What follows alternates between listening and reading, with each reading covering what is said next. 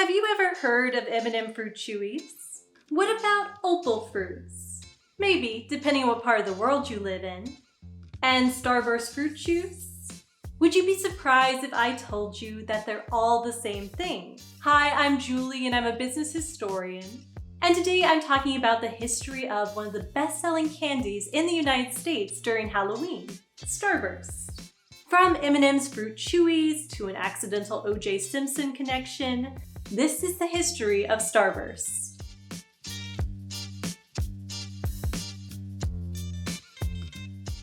In the 1960s, the candy company Mars had very high expectations for any candies it introduced. As the maker of incredibly successful products like M&M's and Snickers, Mars was not interested in introducing any products that wouldn't make them more than $1 million. Because of this, the company mostly focused on making reformulations of existing products or borrowing ideas from candies that were successful in England. One such product was Opal Fruits, a fruit-flavored taffy candy first introduced in the UK. The initial success of Opal Fruits prompted Mars to bring the candy across the pond to the US. But when Starbursts were first introduced in the United States around 1961, they weren't called Opal Fruits or Starburst. They were called M&M Fruit Chewies. According to Dr. Aaron Brody, who worked on the product development for Starburst, the team wanted to call Opal Fruits Starburst from the beginning. They also designed the original packaging to feature pictures of strawberries, lemons, limes, and oranges to represent that the candy tasted like real fruits. But the team immediately ran into problems. First of which was that in the early 1960s, the US Congress was investigating false or misleading food labels and packaging. The result would be the Fair Food Packaging and Labeling Law, which went into effect in 1967.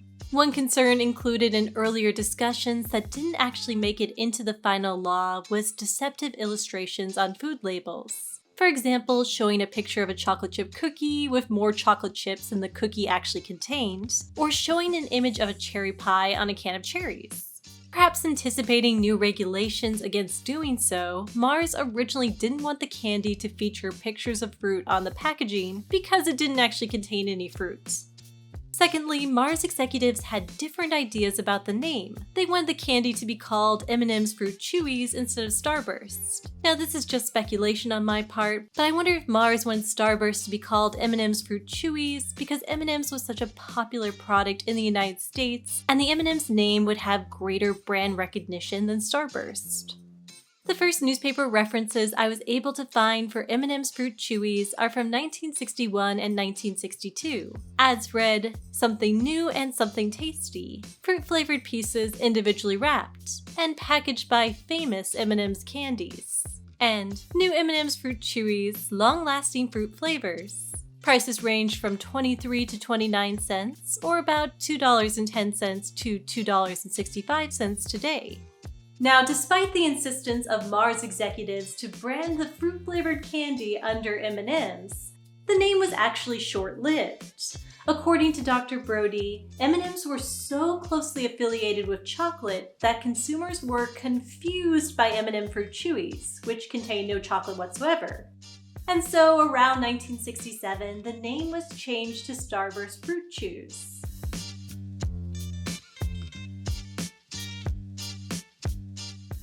The original Starburst flavors were strawberry, orange, lemon, and lime. But in the 1980s, Starburst began experimenting with new flavors, starting with replacing lime with cherry in 1980. Other 1980s varieties included grape, red raspberry, pineapple, and wild cherry. Starburst soon earned a reputation for having a tangy, mouth-watering taste. And by 1982, the candy was the best-selling non-chocolate chewy bar item. The 1980s also saw the arrival of Starburst Juice or Juicy ad campaigns, the first of which was "Start Up the Juice with Starburst." Meant to emphasize that Starbursts were made with real fruit juice and their juicy flavors, the marketing campaigns would unintentionally get Mars Inc. in hot water in the 1990s. In the spring of 1994, Mars launched the Turn Loose the Juice campaign for the company's new Starburst frozen yogurt and fruit bar snack lines. That June, O.J. Simpson, a former professional football star known by his nickname The Juice, was arrested for the murder of his ex-wife Nicole Simpson and her friend Ronald Goldman. At first, Mars Inc. was not concerned by the potential connection between the "Turn Loose the Juice" slogan and O.J. Simpson. But by the time Simpson was tried and acquitted in the fall of 1995, the company was scrambling to remove national ads for Starburst products with "Turn Loose the Juice" and "The Juice is Loose" slogans. Now the company was able to pivot using new variations of the slogan like "Turn up the juice" and "Give it some juice." And in the early 2000s, Starburst launched the "Isn't Life Juicy" campaign. Today's Starburst slogan is "Unexplainably Juicy."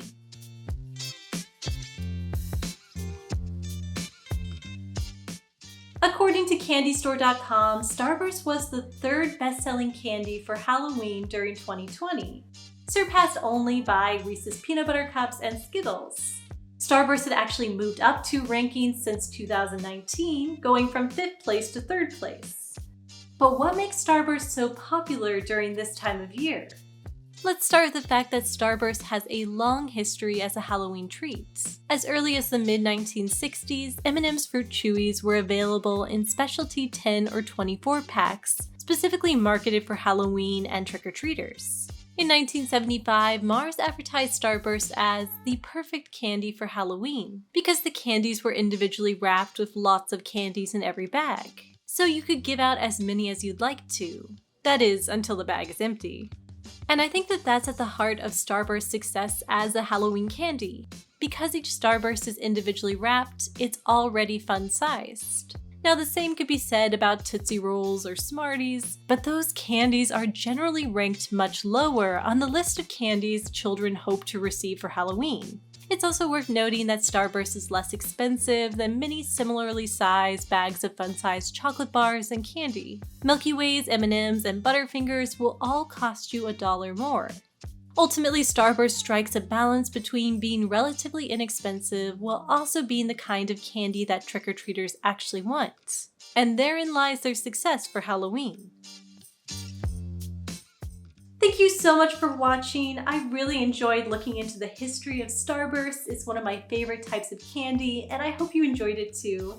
If you like this video and you want to learn more about the history of consumer products or foods, please consider giving this video a like and subscribing to the channel below. Thank you again, and I hope to see you next time.